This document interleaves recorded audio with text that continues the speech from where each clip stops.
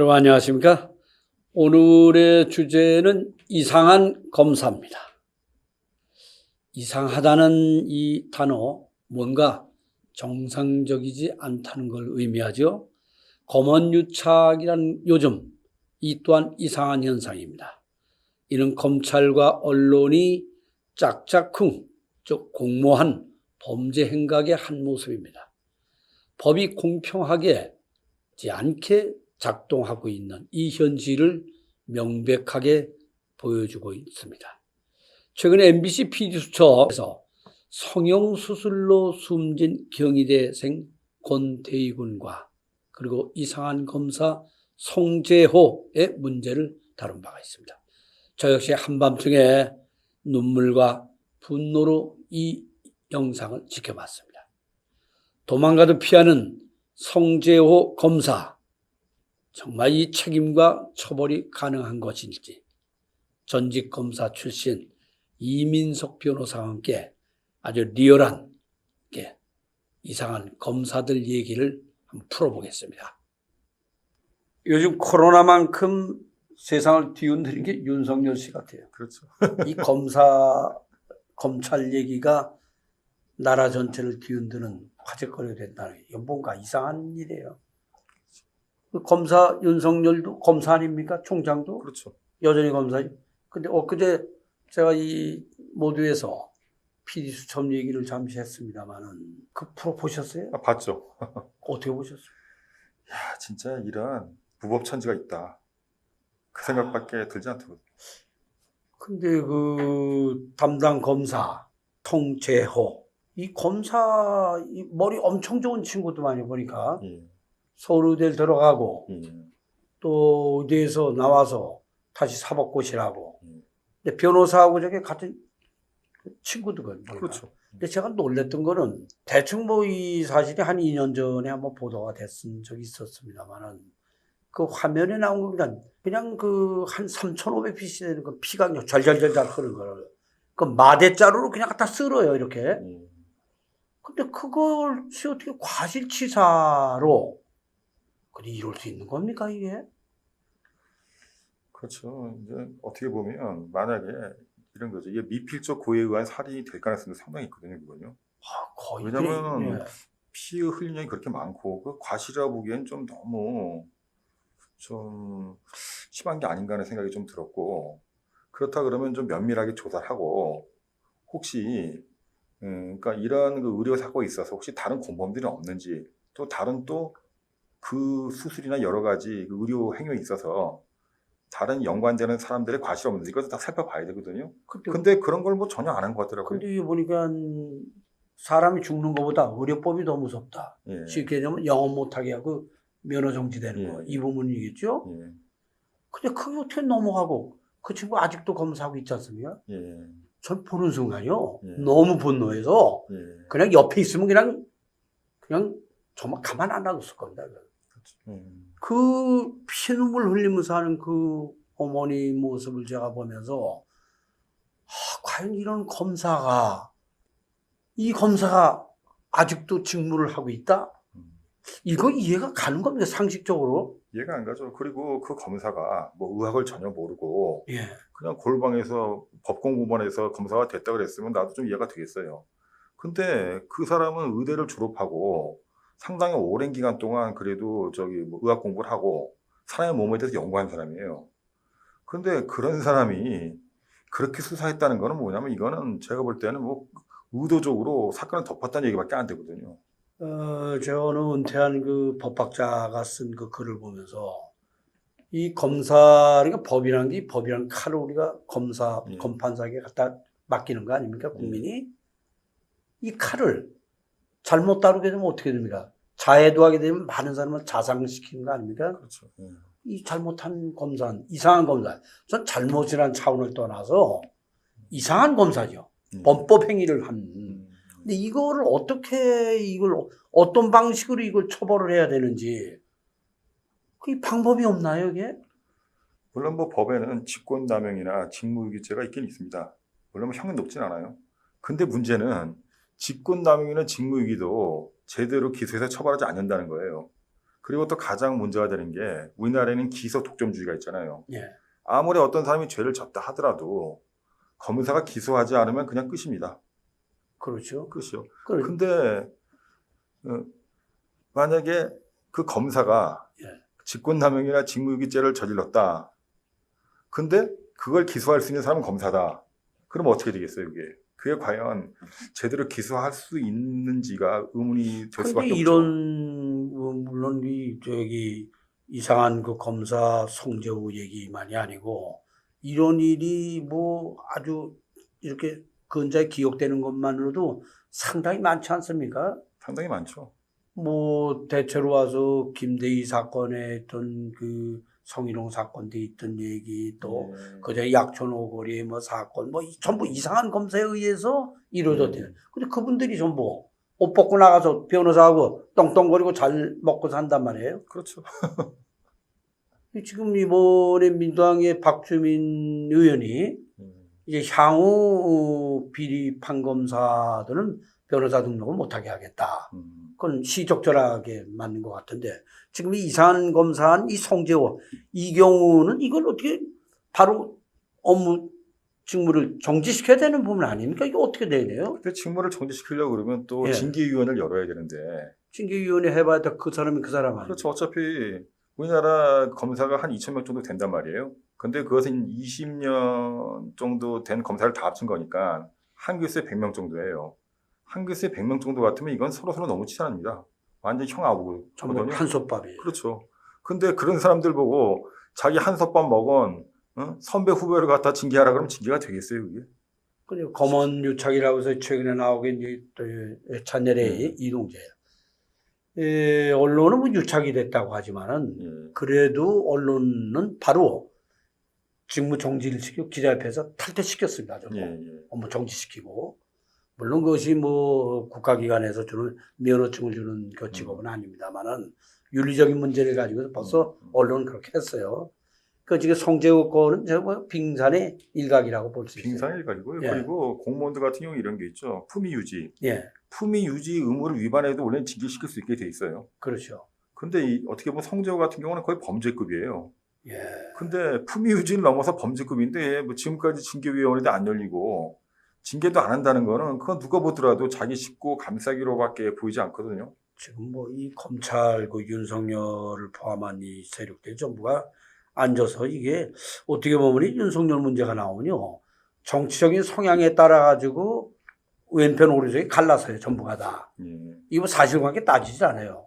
근데 실제로 검찰이나 재판 한번 이런 쪽이 받아본 사람들은 우리나라의 사법부가 이렇게 검찰 이 부분이 이렇게 부패해 있구나 하는 거를 그냥 아주 공감하는 부분이 많거든요. 근데 이것은 통계로도 저희가 나타나요. 매년 저희가 보면은 무죄 재판 받고 나서 무죄로 떨어져서 나오는 경우 한 200건 이상 되는 걸로 통계가 대충 나오는데 물론 이건 여러 가지 원인이 있겠습니다만 사건의 이상한 검사의 우리 이 변호사께서 보시기에 상징적으로 볼 수 있는 사건들이 몇 건 있지 않겠습니까? 근데 이제 아까 통계가 약간 좀 이상한 건데요. 벌써 10년 전만 하더라도 1년에 무죄 건수가 1,000건이 약간 넘었어요. 그렇죠. 근데 지금 최근에 와서 4,000건에 늘어난 거거든요. 네. 근데 그거는 왜 그러냐면 10년 전 그 이전까지만 하더라도요. 판사가 유죄를 웬만하면 안 쓰려고 그랬어요. 유죄를 쓰면 또 검사가 좀 벌점을 지키거든요. 그렇기 때문에 예전에 어떤 게 있었냐면 유죄를 쓰려고 그러면 엄청나게 힘기에 또 이렇게 아무래도 압력이 들어오죠. 그러면 어떻게 하냐면 예전에는 그 선고유예를 선고하는 경우가 있었어요. 그 선고유예도 어차피 벌금도 물지 않거든요. 그래서 왜냐하면 선고유예는 유죄지만 무죄하고는 완전히 별개죠. 그거는 완전 다른 거고. 근데 그 이후에 공판 중심주의가 강화되면서 무죄가 많이 늘은 거예요. 4,000건까지 되거든요. 근데 어떤 문제가 있냐면 우리가 이런 게 있잖아요. 강압수사 같은 거. 그 예를 들어서 뭐 진술을 갖다가 막 압박하는 거. 이런 것 때문에 1심에서 유죄가 나왔는데 2심에서 다시 조사해갖고 무죄가 나오는 것도 상당히 있어요. 지금 보니까. 근데 검사가 무리한 기소도 있지만은 그보다 더 큰 문제가 이 있죠. 뭉개버리는 거 아니고요. 이 송재호 똑같은 케이스죠, 이게. 근데 이제 우리가 볼 때는 뭐 무죄 되는 거야. 나중에 뭐 법원에서 재판을 잘해서 무죄로 뭐 이렇게 되면 되는데 가장 큰 게 있어요. 악질 범죄를 저지르고 무혐의를 받고 기소가 안 되는 경우가 있어요.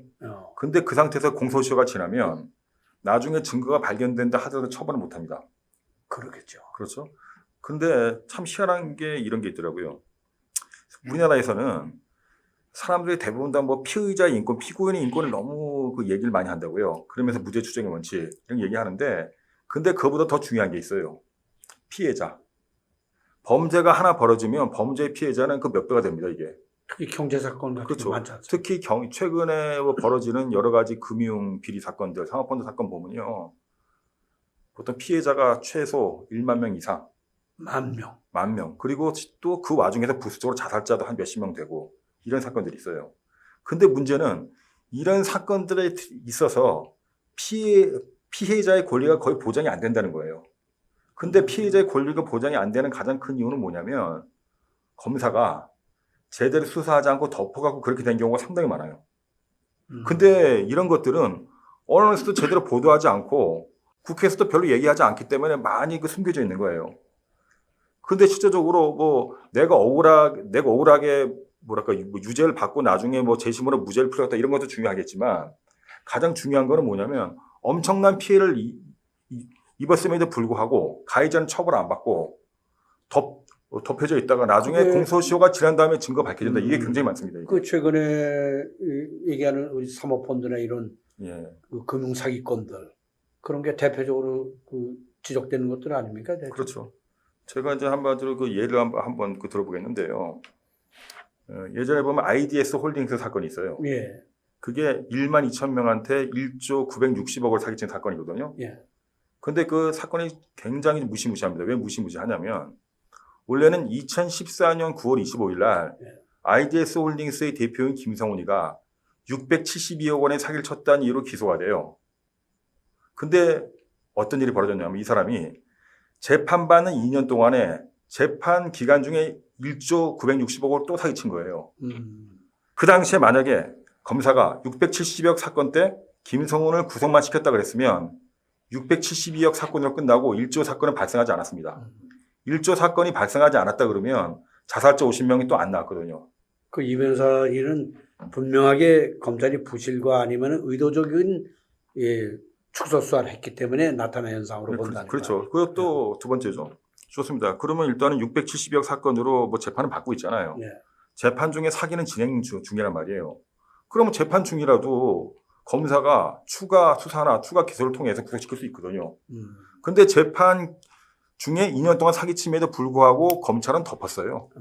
그것도 문제가 있는 거죠.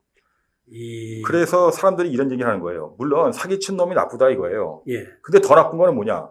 사기칠 동안 2년 동안 내비둔 검사는 과연 뭘 했냐? 그렇죠. 검사가 그때 제대로 추가 수사만 했다 그랬으면 1조 사기 사건은 벌어지지 않고 자살자 50명은 나오지 않았습니다. 그렇기 때문에 우리 피해자들은 이렇게 얘기합니다. IDS 홀딩스 사기 사건의 주범은 사기꾼 이전의 검찰이다. 이렇게 보고 있어요. 일리죠. 그래서 이것이 관련해가지고 검사들의 어떤 업무 관련해가지고 직권남용과 직무유기라는 것들이 이게 참 애매하게 돼 있어요. 이게 지금. 그래서 얼마 전에 보니까 어느 교수가 이거는 국민의 기본권 침해다. 앞으로 이 기본권 침해라는 그런 각도에서 이 부분을 들여다보고 향후 처벌을 해야 되지 않겠느냐. 이런 얘기도 나오는데, 저희 단체도 이상한 그 검사에 그 연관돼가지고 피해를 본 사람, 호소하는 사람들이 많이 있어요. 저희 회원들이 있지만은, 몇 년 전에 법무부 교정국, 소위 보면 우리 교도소장들 한 분, 교도소장 5명이요. 검찰에 잡혀 들어간 적이 있어요. 5명이 줄줄이 잡혀갔어요. 왜냐? 마약사범한테 돈을 먹었다는 거예요. 그러니까 검찰이 공명심에 떠들어가지고 아주 무리한 수사, 이상한 수사를 해가지고 그 몇 년 동안 고생하고 나와서 전부제가 떨어졌는데, 저희 단체에서 일부러 전화를 한 번 했어요. 그 검사 아직도요, 승승장구하고 잘 지내고 있어요. 이거 있을 수 없는 일이죠. 있을 수 없는 일인데, 증거도 아무것도 없고, 소위 오직 본인의 출세를 위해 가지고, 이상한 현상 중에 하나. 또 약천오거리 그 영화로도 나왔던 그런 그 사건, 무죄 나왔던, 재심에 그 소재됐던, 당시의 수사검사가 나중에 승계해서 검사랑까지 했는데, 방송국에서 카메라 들이대니까 막 도망가요. 현재 변호사하고 있어요. 엊그제 이 방송이 됐던 송재호 검사, 이 이상한 검사를 저희가 그 나열을 하자면 뭐 이루 나열할 수 없을 정도로 많은데, 향후 이 부분을 가장 효율적으로 또 어떻게 이것을 제도적으로 보완하고 할 수 있겠는가 하는 부분이 정말 의문이 들어요. 네, 그래서 지금 저 공소처가 상당히 중요하거든요. 그렇죠. 왜냐하면 기소 독점주의 때문에 검사밖에 기소를 할 수가 없고, 그리고 만약에 검사들끼리 담합해서 덮으면 그걸 끝이에요. 그렇기 때문에 차라리 검찰 외에 있는 공소처가 필요하다는 거죠. 보통 이런 게 있죠. 이런 법원이 있어요. 어떤 게 있냐면 누구도 자기 사건의 재판관이 될 수 없다. 이런 기본 원칙이 있습니다. 그렇죠. 근데 검사가 검사를 기소한다는 건 그건 납득이 안 가는 거거든요. 그거는. 그렇기 때문에 공소처가 왜 필요하냐면 오히려 검찰 밖에 있는 공소처에서 중립적인 인사가 중심이 돼서 그런 검사나 판사를 갖다가 기소할 수 있는 기관을 따로 만드는 게 맞는 거예요. 그게. 근데 법의 외곽에 있는 일반 국민들 이 공수처가 마치 정권 유지 차원으로 하려는 걸로 한다고 그저 보수 언론 몰고 가고 정책인 쟁점으로 만들지 않습니까? 이게 참 안타까운 일인데, 여하튼 이상한 검사, 이상한 판사, 이상한 재판 이거 없어지게 하려면 바로 민주주의의 기본이 그 견제와 균형인데 참 안타까운 일 것 같아요. 그렇죠. 지금 우리가 검사가 죄를 저지르거나 판사가 죄를 저질렀단 말이에요. 검사가 죄를 저지르면 아예 처음부터 기소 자체가 안 되죠. 그렇죠. 판사가 죄를 저지르면 검사가 기소할 수는 있죠. 근데 재판은 또 판사가 한다고요. 그렇죠. 그러니까 우리나라는 검사 판사만 되면 거의 치해 법권 지역에 있는 거예요. 어떻게 보면요. 치해복권 거의 적합한 표현을 해주신 것 같습니다. 저희가 이상한 검사 오늘 얘기로 산발적으로 지금 얘기 나눴지만은 다음번엔 저희가 이 경제 범죄에 관련한 돈과 관련된 거니까 요거에 관련한 기소하고 수사한 이 과정에서의 이상한 검사를 이 문제를 한번 소상히 한번 저희가 다뤄보도록 하죠. 오늘 하여튼 바쁜 시간 감사합니다. 네, 감사합니다. 언론인은 주로 이 이상한 현상을 들여다보고 취재를 하게 됩니다. 예를 들면 어느 공직자의 이상한 모습, 흔히 저희가 얘기하는 사람이 개를 물었을 때 하는 그 이상한 현상 아닙니까? 또 검사, 이상한 검사의 행태, 이거 어떻게 시정이 될까요? 독일에는 법 왜곡죄가 있습니다. 이 법을 꽈서 이상하게 작용시킨 판검사, 이 처벌하는 법입니다. 누구나 법에 공평해야 됩니다. 이상한 검사, 저희는 송재호 검사를 또다시 PD수첩과 함께 공개적으로 저희도 규탄합니다. 이 사람 검사하면 안 됩니다. 이런 사람 없어져야 됩니다. 정직하고 공정한 신뢰받는 검사들 많이 있습니다. 속아내야 될 이 검사, 이상한 검사 얘기로 오늘의 주제를 삼았습니다. 여러분 어떻게 보셨습니까? 공감하신다면 저희 단체에 많은 응원을 보내주시기 바랍니다. 감사합니다.